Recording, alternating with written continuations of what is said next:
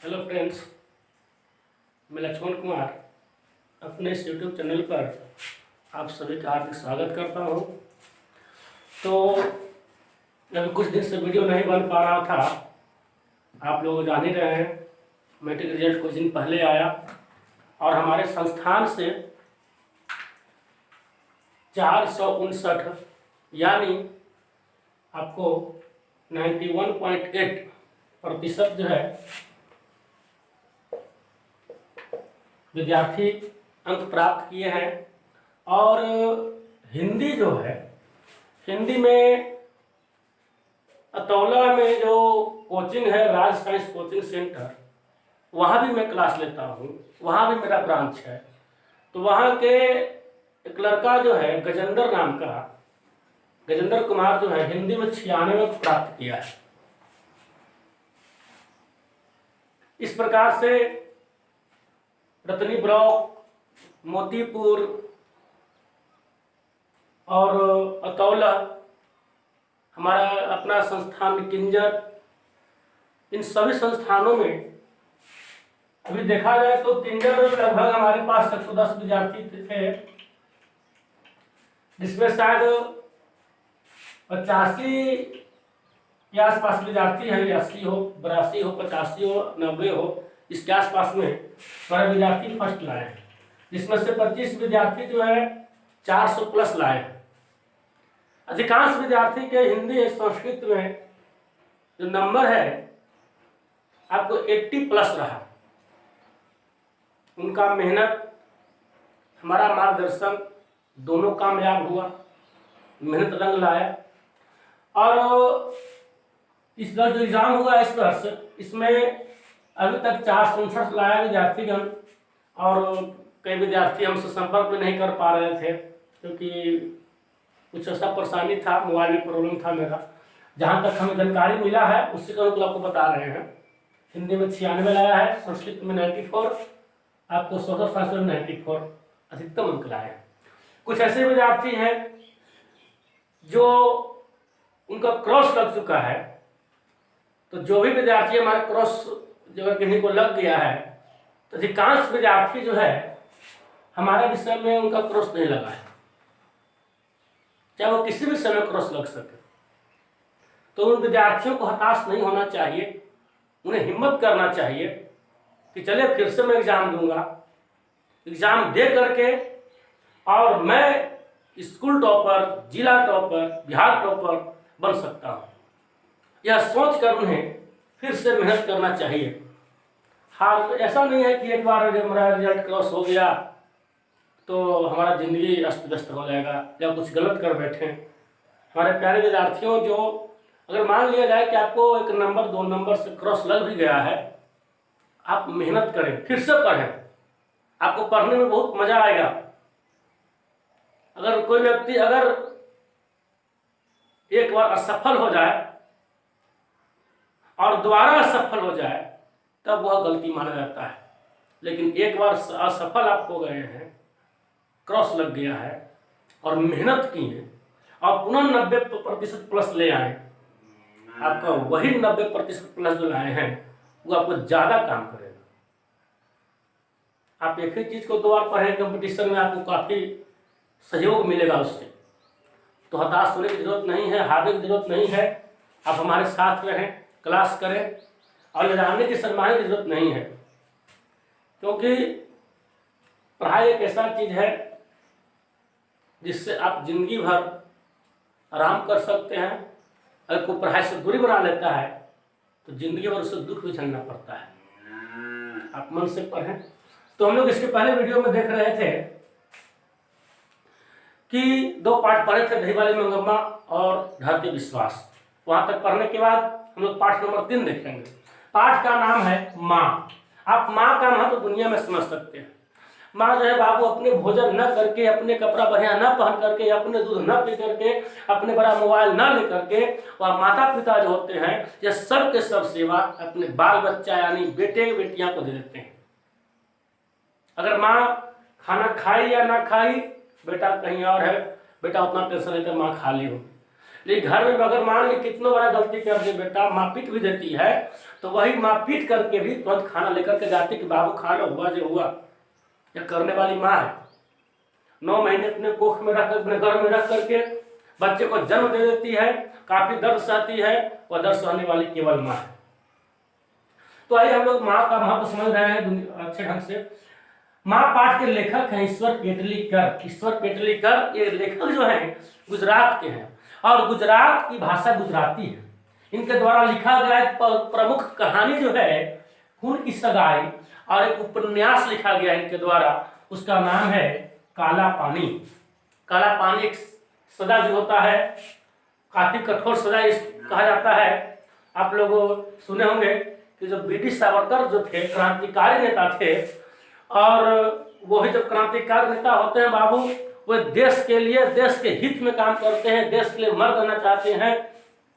ऐसा होते हुए भी उन्हें फांसी की सजा, फांसी या शायद उनको काला पानी का सजा मिला था।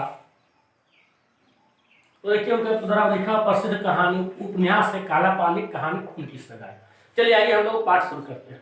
माँ पाठ जो है हम लोग शुरू कर रहे हैं, चलिए समझते हैं। माँ है, इनकी पति भी है, यानी पिताजी होंगे। इनके 4 संतान हैं। 4 संतान में 2 पुत्र हैं, 2 पुत्रियां हैं, 2 बेटा और 2 बेटी। कहा जाता है बाबू कि धीरे धीरे समय बढ़ता गया। इसकी जो पति थे वे, उनका देहांत होता है, वो मर जाते हैं, बचा 2 बेटा और 2 बेटी। कहा जाता है बाबू कि समय बढ़ते जा रहा था, दोनों बेटा को शादी हो गया और जो बड़ी बेटी थी उसको नाम था कम्मू, और कम्मू की भी शादी हो गई। कब? जब कम्मू की उम्र 14 वर्ष की थी तब। यानी कम्मू जो है बड़ी बहन है और कम्मू की शादी 14 वर्ष की अवस्था में होती है। और इसी कम्मू की छोटी बहन एक मंगू है जिसकी उम्र लगभग 12 वर्ष है। और मंगू जो है जन्मजात, जब से पैदा ली उसी वक्त से वह पगली है और साथ ही साथ गूंगी है। अगर परीक्षा में दोनों दे देता है, ऑप्शन नंबर 1 पगली, बी में गूंगी, सी में बहरी, डी में इनमें से कोई नहीं, आप पगली मारेंगे। अगर ए में मान लिया पगली है, बी में गूंगी है, सी में दोनों है, तो दोनों मार देंगे। लेकिन ज्यादा अगर मान ली दोनों ऑप्शन में दिया गया, ज्यादा जो बल देना है वो पगली पर देना है। यानी मंगू जन्म से पगली थी। तो गांव के लोग माँ को कहते थे कि माँ तुम अपनी बेटी को इलाज करवा दो, अस्पताल में लेकर के चल जाओ, वहां सुई दवाई होगा, वहां ठीक हो जाएगा, मंगू अच्छी हो जाएगी। लेकिन माँ कहती कि नहीं नहीं, हम वहां दिला खाने वाले नहीं है, हम अपनी मंगू को अस्पताल में नहीं दिखाएंगे, झाड़ फूक करवा देंगे, जोग टोटमा करवा देंगे, जंतर पहना देंगे, झाड़ फूक करवा देंगे, जड़ी बूटी खिला देंगे, लेकिन अस्पताल में दिखाने वाले नहीं है। अब समझ लीजिए कि जब मंगू पागल है, किसी न तो टॉयलेट करने का ज्ञान है, न बाथरूम जाने का ध्यान है, कोई सो ज्ञान नहीं है, और दिन भर में 4 से 5 बार अपने वस्त्र गंदा कर लेती है, अपने बिस्तर को भिगा देती है। यानी आप समझ रहे हो पगली लड़कियों से क्या ज्ञान है कि मैं क्या कर रही हूँ, नहीं कर रही हूँ। माँ हमेशा इसको सेवा करने में लगी रहती है। और दोनों बच्चे भी जो है शादी उदी हो गया, इनके बच्चे हो, संतान हो गए। अब माँ देखती है कि एक लड़की है, पगली है, इसको कोई देखने वाला नहीं है, बेटा भी तो देखता नहीं है, तो माँ अपने अधिकांश समय अपने पगली बेटी मंगू के पीछे देती है। जैसे कि बार बार बिस्तर चेंज करना, बार बार कपड़े को चेंज करना, बार बार आपका उसे कपड़ा चेंज कर देना है, स्नान करा देना है, भोजन देना है, मुंह में खिला देना है, इस सब के सब काम जो है माँ करती है। तो जब ऐसा सेवा माँ दे रही है, इसलिए जानते हैं कि माँ का दिल जैसा दुनिया में कोई दिल नहीं। माँ सेवा कर रही है, पगली बेटी को इतना सेवा कर रही है। तो इनको बेटा जो है, यानी माँ के जो बेटा है, इनको ऐसा लगता है कि माँ जो है केवल पगली में लगी रहती है, हमारे भी संतान है, इन्हें कोई ध्यान नहीं देती है। जबकि माँ के दिल में कोई ऐसा बात नहीं है। माँ भी चाहती है कि मर जाए, बेटा भी चाहता है कि जल्दी मर जाए, माँ चाहती है कि मर जाए। लेकिन ऐसा नहीं है कि मैं छप्पर ले गया, उसको धकेल दिया, धक्का दे दिया, मर गई, ऐसा नहीं। ये चाहती है प्राकृतिक मौत हो, मर जाए लेकिन प्राकृतिक मौत हो, यानी भगवान स्वयं इसे उठा ले। तो गांव के लोग कह रहे थे कि अस्पताल में भर्ती कराओ, भर्ती करा दो, लेकिन माँ कहती कि अस्पताल में भर्ती कराने वाले कभी नहीं है हम। क्यों? क्योंकि माँ को किसी ने बताया था कि अस्पताल के जो कर्मचारी होते हैं मरीजों के साथ जानवर की तरह व्यवहार करते हैं। वह अस्पताल नहीं है, वह गौशाला है। या कौन समझती थी? माँ। किसको बाबू? अस्पताल को। तो क्या समझ रहे हैं हम लोग कि माँ जो है वह अस्पताल को गौशाला समझती है, इसलिए वह अस्पताल जाने के लिए तैयार नहीं होती है। चलिए, मंगू के गांव की एक लड़की है, वह पढ़ती है 5-6 में, धर लीजिए अंदाज, उसकी उम्र इसके समानांतर ही है। तो उसका नाम है कुसुम। कुसुम पढ़ने में ठीक थी, सुशील लड़की थी, अच्छी थी। होता क्या है कि कुसुम अचानक मंगू की तरह पागल हो जाती है। जब मंगू की तरह पागल हो जाती है तो न तो उसे टॉयलेट बाथरूम जाने की जरूरत, कोई ध्यान नहीं है। वह भी मंगू की तरह दिन भर 4 और 5 और बिस्तर को गंदा कर देती है। माता पिता उसे खाना खिलाते हैं। कुसुम के पिता थे, माता नहीं थी, ध्यान रखिए बाबू। कुसुम के माता नहीं है, पिता है। मंगू की माँ है और पिता नहीं है, यानी मंगू की माँ तो कुसुम के पिता। तो माँ को यह जानकारी मिला कुसुम पागल हो गई है। माँ भी देखने आई कुसुम को, भाई तो पागल हो गई, हमारी बेटी की तरह हो गई है। माँ सोचे कि चलो मेरी बेटी की तरह भी हो गई। जब यह लड़की पढ़ी लिखी हमारी बेटी की तरह हो सकती है तो हमारी बेटी तो खुद बचपन से पगली है, जन्मजात पगली है। चलिए, वो भी समझ रही है। लेकिन कुसुम के पिता क्या करते हैं कि मंगू को अस्पताल में इलाज करवाने के लिए ले जाते हैं, वहां भर्ती करते हैं और 1 महीना 2 महीना इलाज होता है और कुसुम जो है पहले की तरह अच्छी हो जाती है। डॉक्टर साहब बोलते हैं कि एक आध महीना और रख लिया जाए तो कुसुम बहुत अच्छे ढंग से सही हो जाएगी। और डॉक्टर तो वहाँ 3 महीना रखता है और 3 महीने के अंदर में कुसुम को पहले की तरह ठीक कर देता है और कुसुम अच्छे हो जाती है और पुनः अपना घर चले आती है। सबसे पहले कुसुम को देखने के लिए माँ जाती है और माँ के पीछे कई लोग जो है कुसुम को देखने के लिए आए हुए हैं। जब माँ देखती है कुसुम को तो कुसुम तो अच्छी ढंग से है। माँ कुसुम से बात भी करती है, नाम भी पूछ लेती है, अपना रहन सहन सब देख लेती है। क्या देखती है? कुसुम के पागलपन में सुधार हुआ है। जैसे कुसुम के पागलपन में सुधार होता है, माँ देख लेती है, माँ समझ लेती है, तो माँ के मन में विश्वास होता है और जितने भी गाँव के लोग थे, घर के लोग थे, वो माँ को दबाव देना शुरू करते हैं कि जब कुसुम ठीक हो सकती है तो मंगू भी ठीक हो सकती है। माँ तुम कुसुम को अस्पताल में, माँ तुम मंगू को अस्पताल में भर्ती कर दो। माँ जो अपने बड़े बेटे को खत लिखती है, पत्र लिखती है और बेटा जो है कुछ ही दिन में इलाज करवाने के लिए अपने माँ और मंगू को लेकर के बैलगाड़ी में बैठाता है, अपना बस स्टैंड चल जाता है और बस स्टैंड आके बस धरते हैं और फिर ट्रेन धरते हैं और ट्रेन पकड़ने के बाद जो है अस्पताल में पहुंच जाते हैं। अस्पताल में पहुंचने के बाद वहाँ तो देखते हैं कि मरीज तो यहाँ तो डॉक्टर अच्छे हैं, व्यवहार अच्छा है तो लोगों के है। इसके बाद क्या होता है कि आपको इलाज करवाने के लिए माँ कहती है कि मैं अकेले नहीं छोड़ पाऊंगी क्योंकि हमारी बेटी है, अकेली है, पगली है, इस बिस्तर कौन चेंज करेगा, इससे खाना कौन देगा, इसके भोजन कौन देगा, बिस्तर कौन चेंज करेगा। इस प्रकार से माँ छोड़ती नहीं है। अंत में अस्पताल के कर्मचारी को नर्स बोलती है कि मान लीजिए कि आप इसकी माँ है तो मैं भी इसकी नहीं माँ, मेरी बेटी है, अपना बेटी मान करके हम इलाज करेंगे। माँ जो अस्पताल में भर्ती करने के तैयार हो जाती है।